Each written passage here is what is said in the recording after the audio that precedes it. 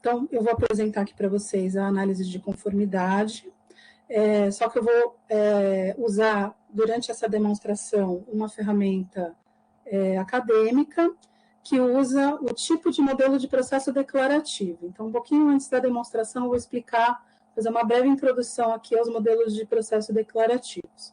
Só para colocar num contexto aqui, no meu doutorado, eu estou trabalhando com análise de conformidade, mas no contexto de processos jurídicos, tá?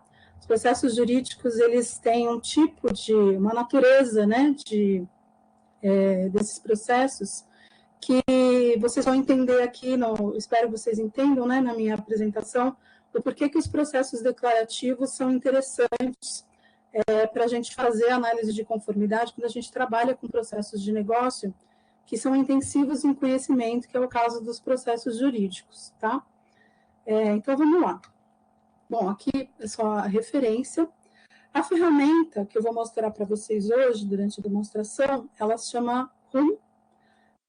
Não é bebida, mas acho que eles se inspiraram aí no nome, mas é um nome para dizer que ela é um Rule Miner, né? Então, é uma ferramenta que ficou conhecida como sendo uma ferramenta de mineração de regras.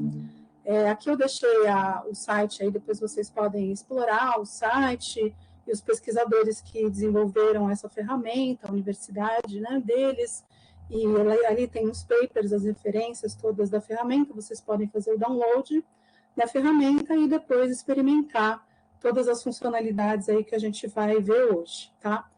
Mas aí ficou uma coisa um pouco confusa, né? É mineração de processos? É mineração de regras? Como assim, né? Como é que a gente chega nesse paradigma aí de minerar, então, regras dos processos de negócio?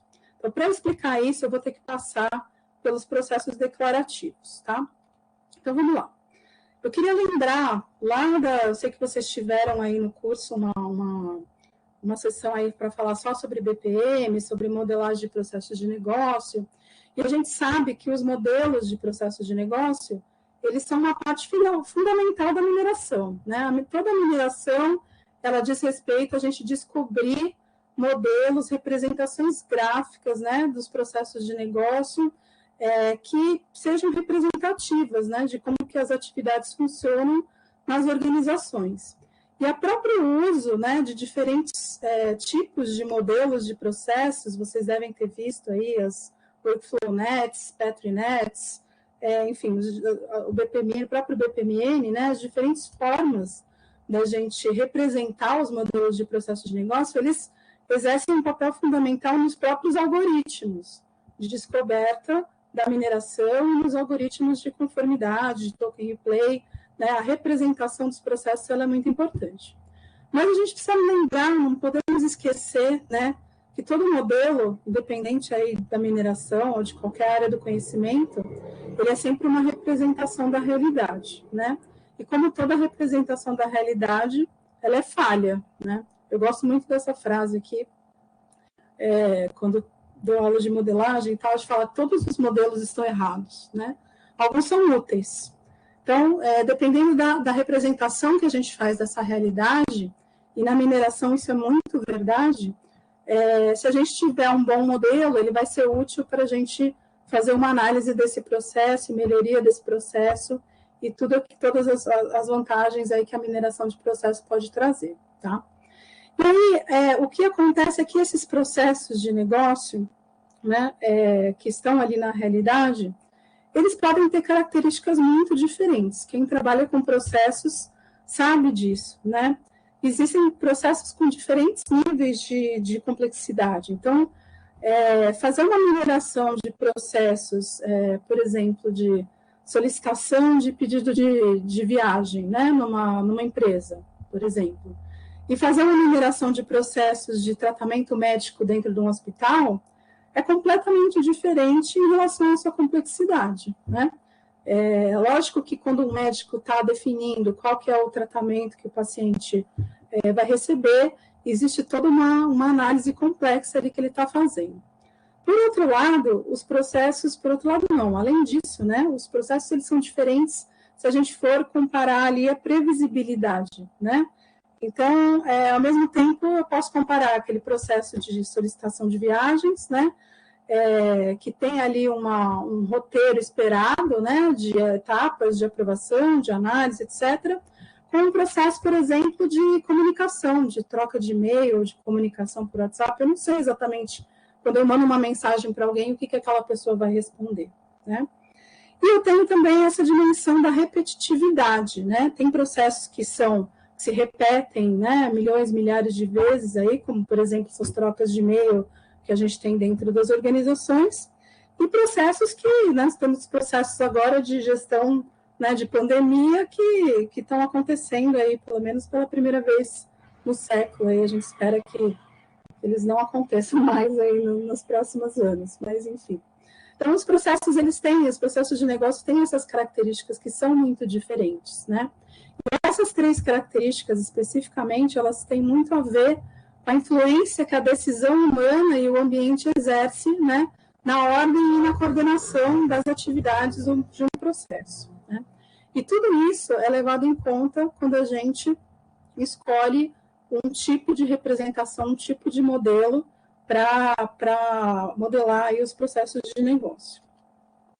Então, aqui eu queria deixar já um contraste, né? A gente está muito acostumado, né? Quem trabalha com processos de negócio, com BPM, ou mesmo com a própria mineração, a representação dos modelos de dos processos de negócio, usando modelos com a notação BPMN, ela tem sido a mais usada, a mais conhecida por diversas ferramentas, né? Mas quando a gente olha um modelo em BPMN, na realidade, a gente está olhando uma representação do fluxo de controle desse processo, né? E esse tipo de representação é considerado um modelo fechado. O que significa isso, principalmente para efeito de conformidade, né? Significa que tudo que não está explicitamente modelado é considerado não conforme, é proibido pelo modelo, né? Então, se eu não tenho aqui um fluxo de controle entre duas atividades, quando eu for fazer uma análise de conformidade, se realmente acontecer essa sequência, eu vou considerar isso como uma não conformidade, né, do meu log de eventos em relação ao meu modelo, se for um modelo normativo, né? E existe um outro paradigma aí de representação, que são esses processos declarativos, né, que são mais apropriados quando a gente tem os processos de negócio aí mais variáveis, mais flexíveis. Ele não define fluxos de controle ou sequências entre atividades, mas sim regras ou restrições entre as atividades, e ele é considerado um modelo mais aberto, né, em que todas as sequências de atividades elas são permitidas, exceto aquilo que é explicitamente proibido. Então, eu vou explicar mais detalhadamente, mas essas restrições, elas realmente estabelecem aquilo que não pode acontecer no meu log de eventos quando eu estou fazendo uma conformidade, por exemplo, tá? Então, de uma maneira geral, é como se a gente tivesse aqui um universo, né, de tudo que pode acontecer, de todas as combinações possíveis entre as minhas atividades do processo. O modelo imperativo é uma caixinha bem fechada, né, onde eu defino, olha, meu processo acontece dessa maneira, acontece o A, depois o B, depois o C, depois o D, né? Mas a gente sabe que no mundo real, todo tipo de processo, mesmo aqueles mais repetitivos, mesmo aqueles mais previsíveis, acontecem exceções. São justamente essas exceções que são interessantes quando a gente faz uma modelagem, uma mineração de processos, a gente identifica esses desvios, né? Dos caminhos que a gente espera quando a gente tem um modelo imperativo. Então, essas setinhas aqui, elas representam todos esses desvios possíveis, né? Daquele modelo imperativo. E os processos declarativos, eles vão justamente trabalhar, eles não vão desenhar essa caixinha aqui no meio, eles vão traçar essas linhas aqui cinzentas, em que tudo aquilo que está dentro da parte cinza é proibido, né? Não pode acontecer dentro daquele processo. Então, é como se eu permitisse uma flexibilidade maior, né? Aqui, só para comparar, por exemplo, né, uma representação aqui de um processo declarativo, em que eu tenho essa restrição aqui entre A e B, com esses dois tracinhos e as bolinhas, ela está dizendo, né, para esse modelo, que essas duas atividades, elas não devem acontecer ambas no mesmo trace, tá? Elas não devem acontecer juntas, né? E, em geral, quando a gente vai tentar descobrir ou modelar processos imperativos nesse tipo de situação, né, a gente acaba modelando como um gateway aqui, né, em que a gente sabe, então, ou vai acontecer A ou vai acontecer B, né? Mas não necessariamente a sequência é essa. Então, quando a gente faz um modelo imperativo para tentar representar essa situação em que ou acontece A ou acontece B, na realidade, no fundo, a gente está fazendo uma sobre-especificação, uma super-especificação usando essa linguagem imperativa, tá? Isso vai ficar mais claro com um exemplo, tá? Então, eu vou convidar vocês aqui para a gente fazer brincar um pouquinho aqui com alguns traces de exemplo, tá? E nesse exemplo aqui de análise de conformidade, eu vou pegar um processo de negócio que é um processo de compras, tá? Processo de compras no shopping, no mercado, nas lojas americanas, né? E eu vou pegar dois tipos de processo, né? Na verdade, duas naturezas aí do processo. Vou pegar primeiro um comprador metódico, né? O que eu estou chamando de comprador metódico? Comprador metódico é aquele cara que, né, vai no supermercado e passa gôndola por gôndola, segue aquele caminho, né? Aquela sequência, né? Ele necessariamente entra na loja, ele sabe exatamente o que ele vai comprar, né? Ele já tem ali a lista na mão, ele pega um ou mais itens, ele olha o preço, decide se ele vai comprar ou se ele não vai comprar, né? Se ele vai comprar, ele fecha o pedido, né? Põe tudo ali no cesto de compras e paga a compra, tá? Esse cara é o comprador metódico. E aí, vamos pensar que esse processo de negócio aqui, então, ele tem 3 atividades, tá? Esse pegar o item aqui eu estou representando pela letra I, né? O fechamento aqui da compra seria a letra C e o pagamento da compra seria a letra P, tá? Vamos imaginar aqui que o nosso processo ele pode ser representado, né, ou foi minerado aqui, pode ser representado por esse modelo imperativo, né, que está representando isso aqui. A pessoa chegou na loja, ela pode pegar um ou mais itens, por isso que eu tenho aqui o gateway aqui com esse loop. Se ela desistir da compra, ela vem aqui para um evento de fim, né, ou se ela decidir comprar, ela vai aqui para fechar a compra, pagar e termina aqui o processo com sucesso, tá? Aí eu vou pedir para vocês, Marcelo, se você puder me ajudar aí olhando o chat, porque eu não estou olhando o chat agora, mas eu vou pedir para vocês olharem esse conjunto de traces aqui, tá? Vamos chamar de 1, 2, 3, eu não numerei aqui, mas 1, 2, 3, 4, 5, 6, e vocês fazerem aí manualmente uma análise de conformidade e me dizer quais são os traces aí que estão não conformes com esse meu modelo. Vamos dizer aqui que esse aqui é um modelo normativo, tá bom? E eu quero que vocês analisem aí quais seriam os traces não conformes. Vou deixar vocês trabalharem um pouco aqui, para não ficar só eu falando.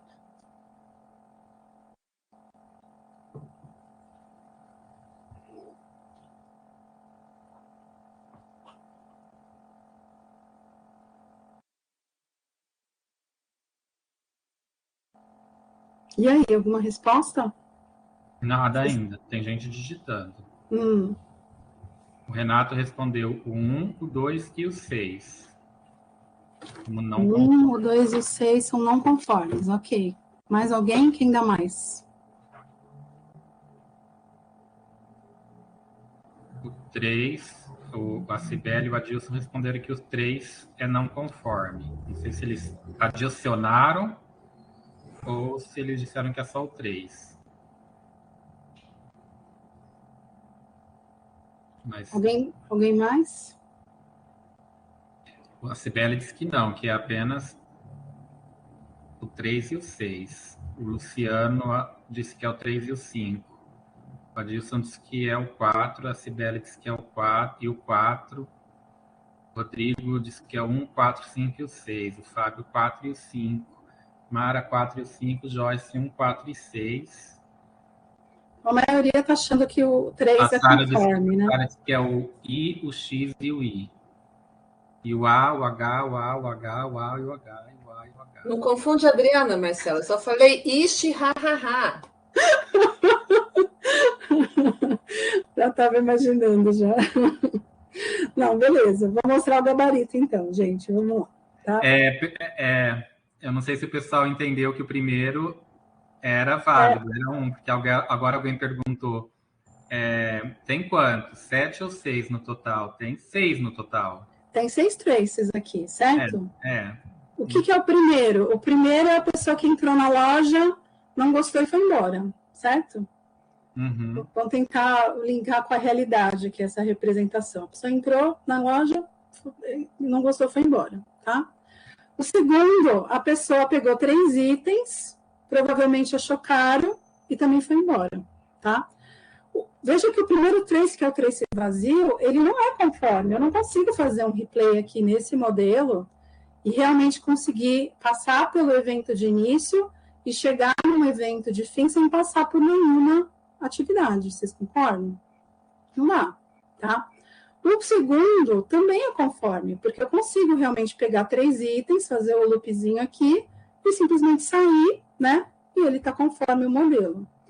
O terceiro, que todo mundo, acho que a maioria aí concordou, né? Que é o mais padrão aqui do comprador metódico, é o cara que chega com a lista de compras, não é isso, no mercado? Chegou com a lista de compras, pegou os 3 itens, fechou, pagou, foi embora, né? E os demais também não são conformes. Veja que aqui, se a gente quisesse tentar imaginar na realidade, né? O que aconteceu nesse 3 e 4 aqui? A pessoa pegou os 3 itens, ela era até um comprador metódico, tá? Foi, fechou a compra, mas na hora de pagar, ela pagou com 2 cartões, ou ela pagou uma parte em dinheiro, uma parte no cartão, né? Ela, por algum motivo, aí ela fez 2 pagamentos, tá? E o quinto trace, tá? O quinto trace é o mais esquisito mesmo, é o que realmente parece que não faz sentido, porque a pessoa pegou os 3 itens, ela pagou primeiro e fechou a compra depois. Isso realmente não está fazendo muito sentido, né? E o último trace, gente, ó, a pessoa pegou um item, ela fechou, pagou, lembrou que esqueceu, né? Comprei um macarrão, lembrei que esqueci o sal, esqueci a pimenta, voltei, peguei mais 2 itens, fechei, paguei. Quando estiver fechando, entrando no carro, vou lembrar, né, que esqueci mais itens. Por que eu estou falando isso, né? Porque se a gente, tirando o trace número 5, se a gente pensar na realidade de um processo de compra e como as pessoas de fato fazem compras, né? Os traces 1, 4 e 6, eles são muito plausíveis, né? Porque as pessoas, elas se comportam dessa maneira, a gente sabe que é assim, né? E provavelmente, se a gente minerar um processo de compra, seja uma compra física, seja uma compra online, a gente vai perceber esse tipo de caso, né? Da pessoa que pagou 2 vezes, ou que entrou, voltou, ela tinha que comprar 3 coisas, mas lembrou depois, né? E aí é que vem o segundo caso aqui, que seria esse comprador compulsivo, que eu estou chamando aqui, mas é um comprador flexível mesmo, na verdade, tá? O comprador flexível é esse, ele entra na loja, ele pode pegar um item, pode voltar, pode sair, pode fechar um pedido, paguei um, lembrei que esqueci de outra coisa, voltei, né? Dizem as más línguas que o primeiro caso é o comprador homem e o segundo caso é a compradora mulher, tá? Mas eu acho que isso daí é a intriga da oposição. Eu, pessoalmente, sou mais o primeiro caso do que o segundo, mas enfim, só para a gente colocar de brincadeira aí. Então, assim, se a gente fosse modelar esse mesmo processo de negócio, mas pensando que existe essa flexibilidade, como será que seria o nosso modelo, né? Se eu fosse descobrir um modelo que conseguisse abarcar todos esses traces, né? Como que eu desenharia esse modelo? E aí a gente consegue chegar, se a gente continuar usando a notação imperativa, a gente consegue, de fato, chegar num modelo, descobrir um modelo de processo que, de fato, consegue fazer com que todos os traces, com exceção daquele que realmente era mais estranho, que todos esses traces sejam conformes, né? O meu modelo, ele passa a ser ali um modelo de referência. Oi, alguém falou alguma coisa? Desculpa, apareceu um eco aí. Mas ele passa a ser um modelo representativo, né?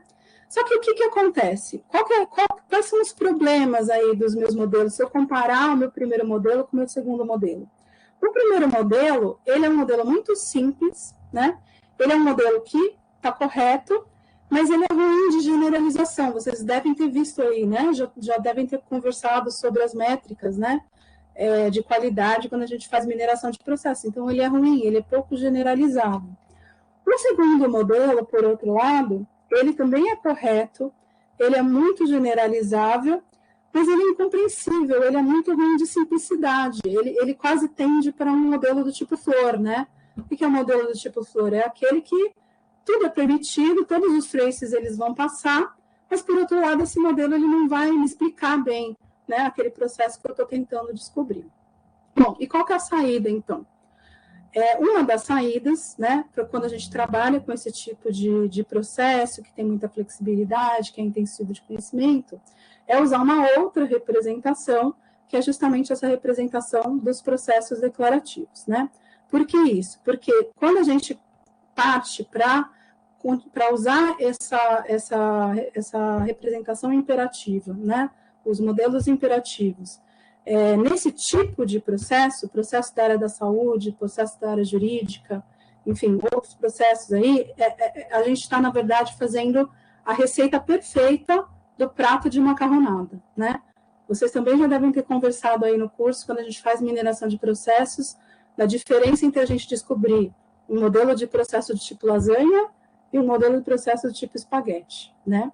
E minerar processos que são muito flexíveis, muito intensivos em conhecimento, usando uma notação como BPMN, ou um modelo de processo imperativo, é a receita perfeita para preparar uma bela macarronada, tá?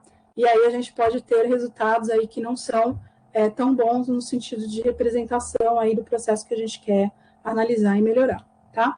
Então, uma saída para esse problema é justamente usar essa notação, essa linguagem de representação dos processos declarativos. Como seria um processo declarativo nesse caso aqui do comprador flexível? Seria dessa forma que eu estou mostrando aqui para vocês. Eu sei que existe uma atividade que é pegar o item, né, que eu estou comprando, e eu sei que existe uma regra, né, que se alguém fechar um pedido, ela vai ter que pagar em algum momento, tá? Então, é como se para mim, não importa exatamente a ordem em que as coisas acontecem, mas me importa que em todos os traces de execução do meu processo, eu consiga verificar se essa regra foi ou não obedecida, tá? Então, a gente acaba representando esses processos de negócio com essas restrições, né? É uma notação que estabelece ali relações entre as atividades que são restrições ou regras, e quando a gente faz uma análise de conformidade, o que a gente faz na realidade é fazer, sim, o token replay, né? O algoritmo é similar ao que a gente faz com os modelos imperativos, mas a gente vai verificar, de fato, se todas essas regras estão sendo ou não obedecidas na execução do processo. Então, isso para processos jurídicos é uma mão na roda. Por quê? Porque quando a gente vai pensar num processo que é regido por uma lei, por exemplo, o que a gente tem na lei não é exatamente uma natureza sequencial de como as coisas devem acontecer, mas uma série de statements, né, de afirmações ou de proibições ou de sentenças ali que vão definir regras, né, aquilo que pode ou que não pode acontecer, tá? Bom, e aí o que acontece? Existem várias notações e linguagens para representar esses processos declarativos. Como eu vou fazer hoje a demonstração usando a ferramenta RUM, o RUM ele usa uma linguagem que se chama declare, tá? Que ela estabelece alguns tipos de restrição. Eu vou passar aqui rapidamente, mas vou falar aqui, não vou mostrar cada uma das restrições, mas só para vocês entenderem, né, como que esses modelos eles são desenhados, eles são construídos. Então, existem 4 conjuntos de restrições que podem ser usados aí nos modelos declarativos. O primeiro são as restrições de existência. Então, eu tenho aqui, por exemplo, uma restrição em que eu digo que uma atividade ela não pode existir no trace, não pode ser executada. ou eu tenho aqui uma outra restrição em que eu digo que essa atividade tem que existir, ou que ela tem que acontecer N vezes necessariamente em cada um dos traces, ou que ela tem que começar, o processo tem que começar por ela, tá? Esse primeiro conjunto aí de restrições, ele diz respeito a uma única atividade, né? Uma restrição que é aplicada numa atividade sozinha. E aí a gente tem um outro conjunto de restrições que diz respeito a escolhas, né? Eu tenho aqui uma restrição do tipo choice, que vai dizer que se eu tenho 3 atividades, né? Pelo menos, né? Eu vou indicar aqui um número N, pelo menos N atividades distintas devem ser executadas, ou exatamente N atividades devem ser executadas. Então, aqui como um exemplo, se eu tenho ali um processo de compra, aqui eu estou dizendo exatamente que ou eu cancelo a ordem, ou eu ou cancelo o pedido, ou eu fecho o pedido, tá?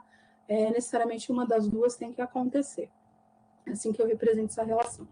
E aí eu tenho outros tipos de relação, tá? Essas relações, elas são relações que dizem respeito à sequência, mas não necessariamente a sequência de atividades uma atrás da outra.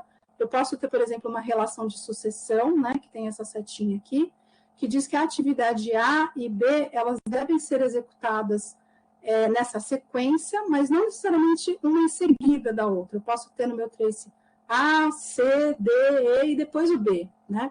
Em algum momento vai acontecer o B, né? Ou eu posso ter realmente uma relação do tipo sucessão em cadeia, né? E aí sim, realmente, acontece o A e necessariamente seguido do A tem que acontecer o B, tá? Então, aqui dá para vocês terem uma ideia aí do tipo de relação que a gente pode ter, no sentido de como duas atividades podem se relacionar, né? E existe um último conjunto aí de restrições, que é de negação. Elas são bem parecidas aqui com as relações, mas, na verdade, elas têm aqui os 2 tracinhos no meio para dizer que não, se acontece uma atividade A B não pode acontecer depois dela, por exemplo, tá? Ou ela não pode ser executada exatamente em sequência, tá? É um outro exemplo aí. E aí a gente vai para a demonstração propriamente dita. Então, eu vou abrir aqui o RUM, eu já estou com ele aberto. Aqui era só para mostrar, eu tinha deixado aberto aqui para mostrar o site, né, do RUM, para depois quem tiver curiosidade aí de entrar, né, aqui tem a documentação dele, tem a parte de download, precisa instalar o Java e tal para usá-lo. E abrindo o RUM mesmo, né, ele tem essa carinha aqui, tá? Então, eu vou mostrar rapidamente aqui, para a gente entrar no conformance, vou mostrar rapidamente aqui uma descoberta, tá? Então, a descoberta no RUM, ela acontece de uma maneira muito semelhante, do ponto de vista aqui de uso, né, da ferramenta, do que vocês já devem ter visto aí com outras ferramentas de modelos imperativos. Então, ela vai pedir aqui para eu abrir um log, no caso eu vou pegar aqui um log de exemplo, que está no formato X, né, que vocês também já devem ter visto aí no curso. Ele é um modelo bem simples, eu também estou com ele aberto aqui, tá? Um modelo simples, é um modelo que é da parte de um pronto-socorro, né, um processo de negócio aí de um pronto-socorro. Vou voltar aqui, e quando a gente clica aqui em abrir o log, ele já faz a descoberta, tá? E esse modelo aqui que foi descoberto, a gente tem que interpretar de uma maneira completamente diferente de como a gente interpreta os modelos imperativos, tá? Então, como que funciona? Por exemplo, aqui, eu tenho aqui uma atividade que é o ER, né, o Emergency Room Registration, então, seria aquela atividade da pessoa que está dando entrada no pronto-socorro. Ela está fazendo o cadastro aqui. E nessa descoberta do processo, o algoritmo de descoberta já verificou aqui que essa atividade, ela é a atividade inicial, então já colocou aqui aquela restrição, né, de atividade inicial. Ela acontece exatamente uma vez, né, e ela é sempre a atividade inicial.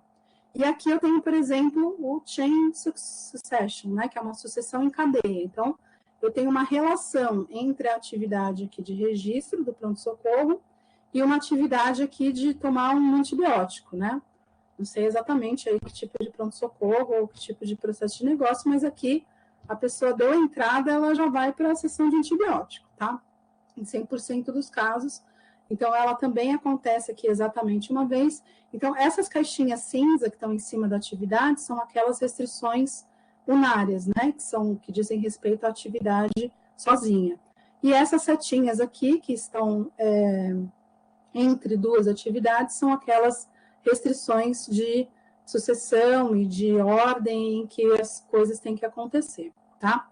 Aqui, quando a gente trabalha com a descoberta, existem dois algoritmos que são usados, né? O Declare Miner aqui é de autoria dos próprios autores aí do RUM, e o Minerfun é um outro algoritmo aí também de descoberta de processos declarativos, tá? Existem alguns parâmetros aqui que podem ser ajustados na descoberta.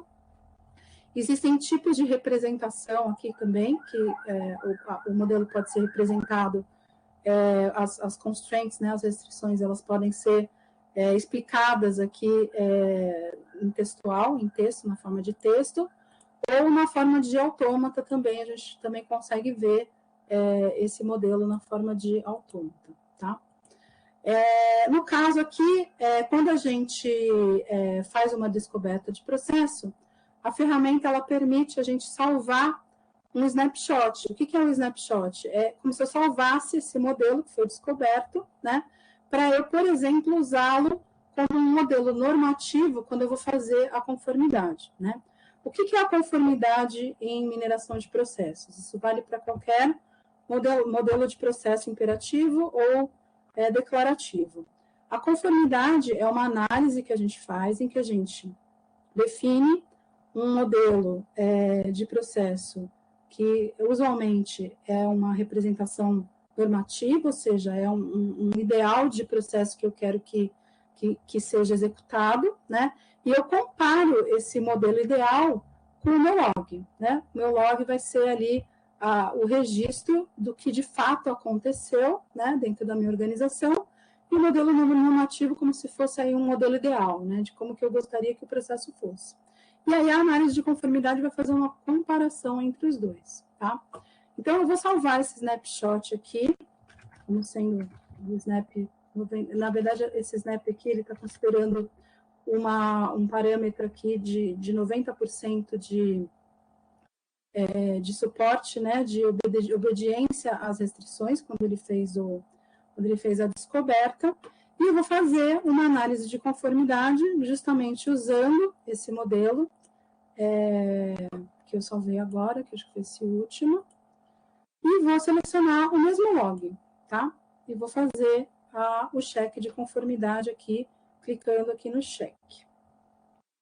Bom, o que a ferramenta vai fazer comparando aí, no caso, aquele modelo declarativo, que passou a ser o meu modelo normativo, com o meu log de eventos, tá? Ele vai me trazer aqui uma análise, um relatório, em que ele pode ser agrupado ou por trace ou por restrição, tá?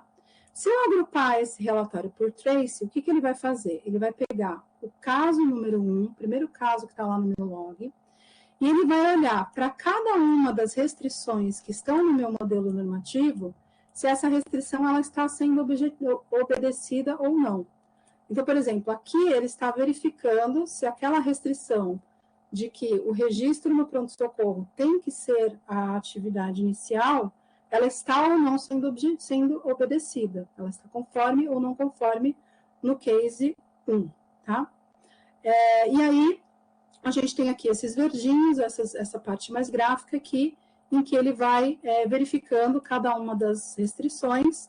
No caso aqui, todas as restrições estão sendo atendidas, né? Não tem nenhuma não conformidade. Por quê?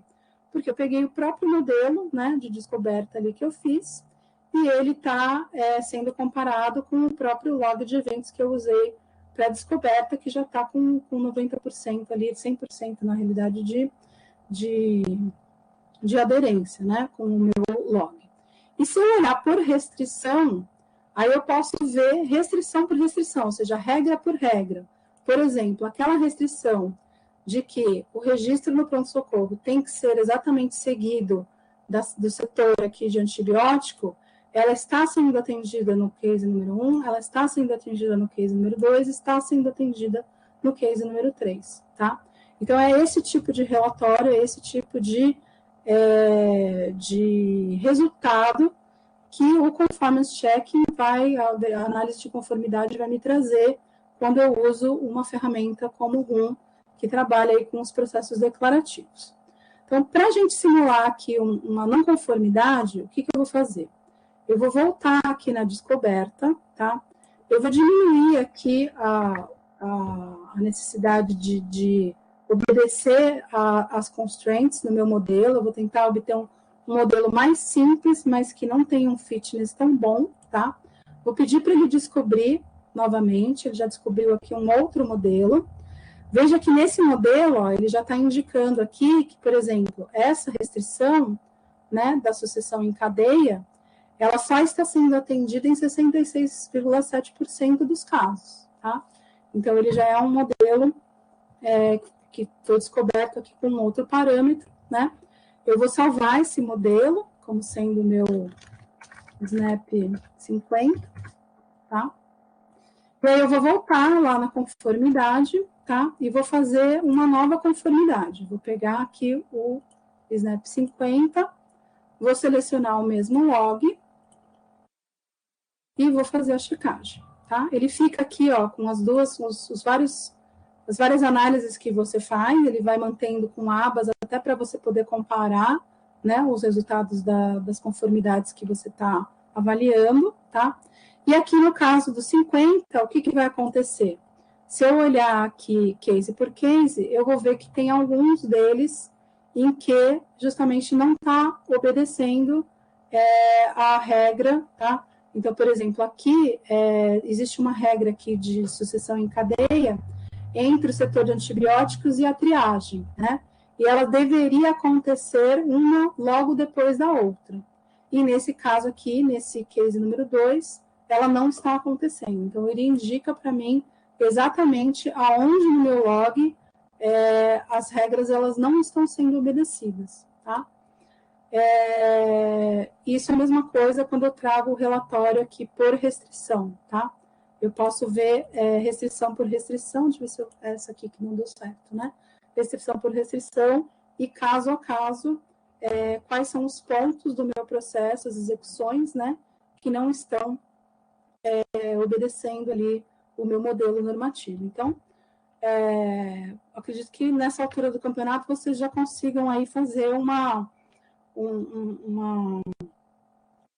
paralelo aí com o trabalho de vocês ou com os estudos de vocês, de tudo que a gente poderia fazer numa organização, ter um modelo normativo aí definido, né, num formato, né, usando um modelo de processo declarativo, ou seja, estabelecendo quais são as regras, né, que devem acontecer considerando as atividades do meu processo, e pegar ali um log de eventos no mesmo formato tradicional de um log de eventos, e fazer uma análise de conformidade para ver identificar todas as violações, né, que estão acontecendo na execução do processo de negócio, tá? Além disso, o RUM, ele tem algumas outras features aqui que também ajudam bastante quando a gente está trabalhando com a análise de conformidade, tá? A gente tem aqui uma parte de geração de logs, então, assim como existem aí o BIMP e outras ferramentas de geração de logs sintéticos, a partir de modelos imperativos, aqui também a gente pode abrir um modelo de processo declarativo, né? E fazer a geração de logs sintéticos desse modelo, tá?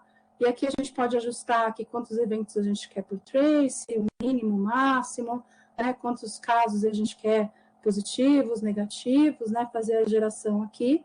E ele gera os logs obedecendo aí esses parâmetros, né? De geração sintética e a gente consegue trabalhar. Então, aqui eu poderia, né, exportar esse log e voltar lá para a minha conformidade e fazer uma nova avaliação de conformidade. Aqui isso é muito bom quando a gente faz pesquisa para conseguir gerar logs sintéticos e conseguir trabalhar com esses logs quando a gente está fazendo nossos estudos, tá?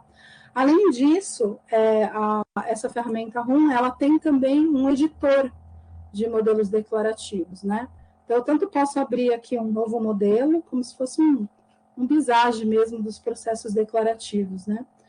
Ou eu posso abrir, né, um desses modelos aí que eu salvei aí no Snap, e aqui eu posso controlar o zoom, e posso visualizar aqui o modelo, posso criar atividades novas, posso criar atributos novos, né? E posso editar cada uma das regras aqui de ativação, né? O tipo de restrição, né? Que está prevista no declare, que tipo de restrição que eu quero que tenha no meu modelo. Então, basta eu criar aqui uma nova constraint que o desenho do modelo ele vai aparecer aqui automaticamente, e a gente também consegue tanto salvar esse modelo que a gente está desenhando, né, como um snapshot, como exportar aqui em outros formatos, tá? Tem uma parte interessante que é essa questão dos atributos, né? Como é que funciona isso? Se a gente voltar nesse log aqui de exemplo, a gente vai ver que esse log que está aqui no formato X, ele tem, além daqueles atributos mínimos, né, para a gente conseguir fazer a mineração de processos, que são o nome da atividade, o número do case ID, né, o nome da atividade, o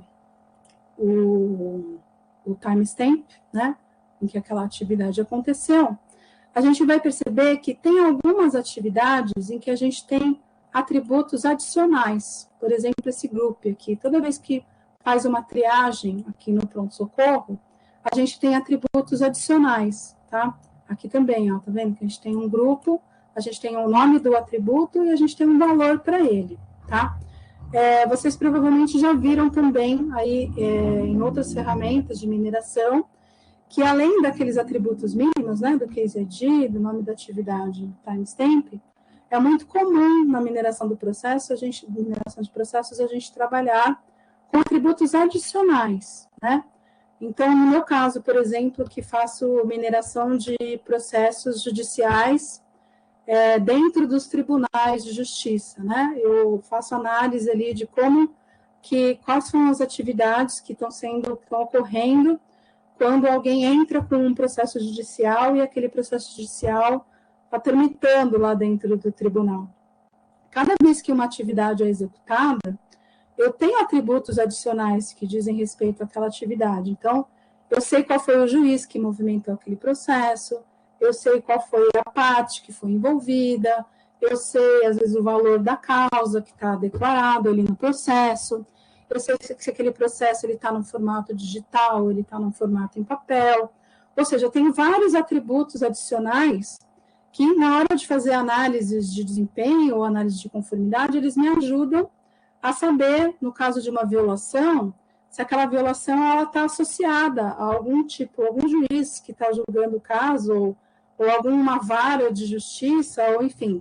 Esses atributos adicionais, eles me dão muita informação em relação à causa raiz, né, de problemas que podem estar acontecendo no processo. E aqui no RUM, uma coisa interessante é que a gente pode adicionar esses atributos, né?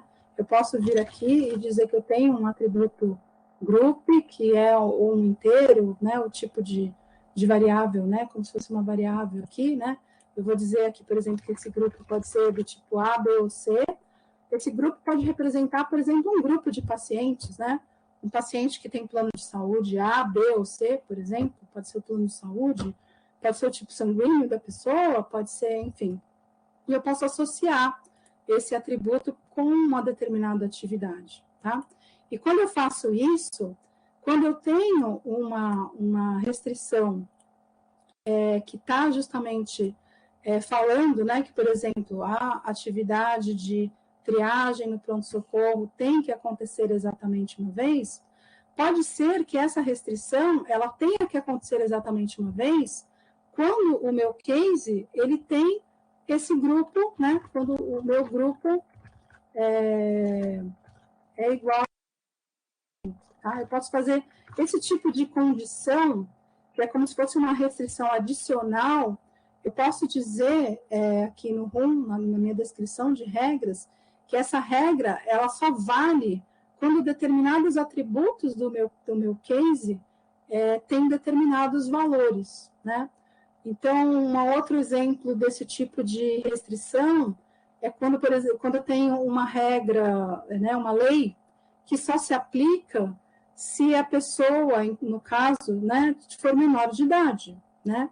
E vamos dizer que lá no meu log de eventos, eu tenho como um atributo adicional a idade da pessoa que está ali, que é uma parte no processo, por exemplo, tá?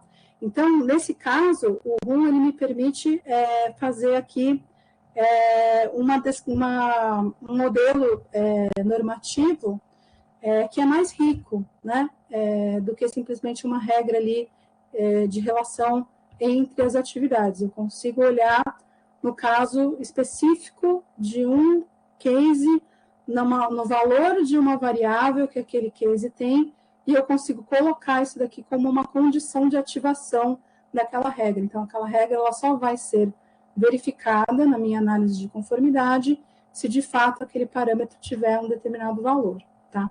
Então, essa é uma funcionalidade bem interessante aqui da RUM, para poder também construir os modelos normativos e fazer análises de conformidade que são mais abrangentes, né, mais detalhadas.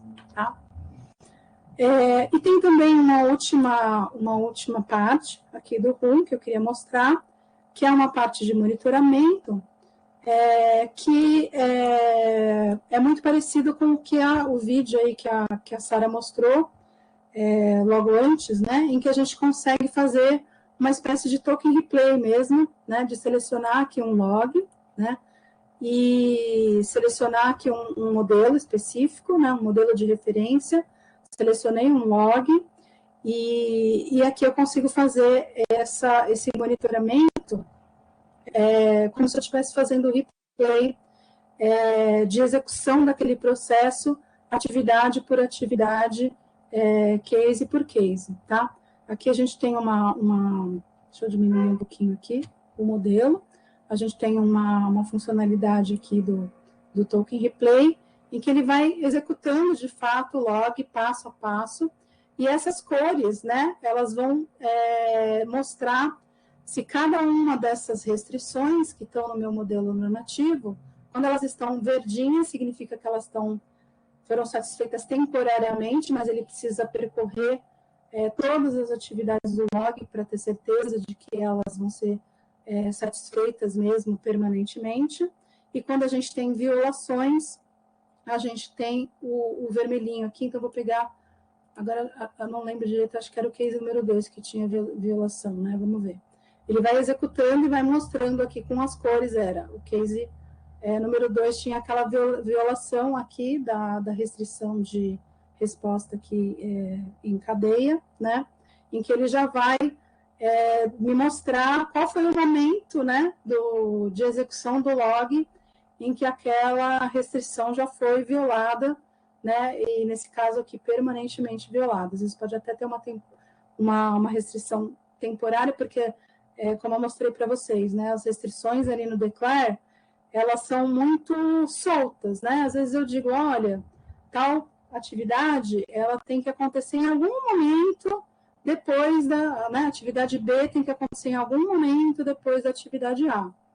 Então, às vezes pode acontecer durante a execução aqui, durante o replay, né, do token, que aquela restrição pode ser temporariamente violada, mas depois, no fim das contas, acaba acontecendo aquela atividade e ela pode ser ainda satisfeita. Então, esse monitoramento, ele funciona como uma análise de conformidade passo a passo, né? Em que a gente consegue selecionar cada um aqui dos cases, inclusive ir passo a passo mesmo, manualmente, se você quiser ir clicando aqui na setinha do passo a passo, você pode ir indo e voltando e ver como que essas restrições elas vão sendo ou não obedecidas na execução do processo.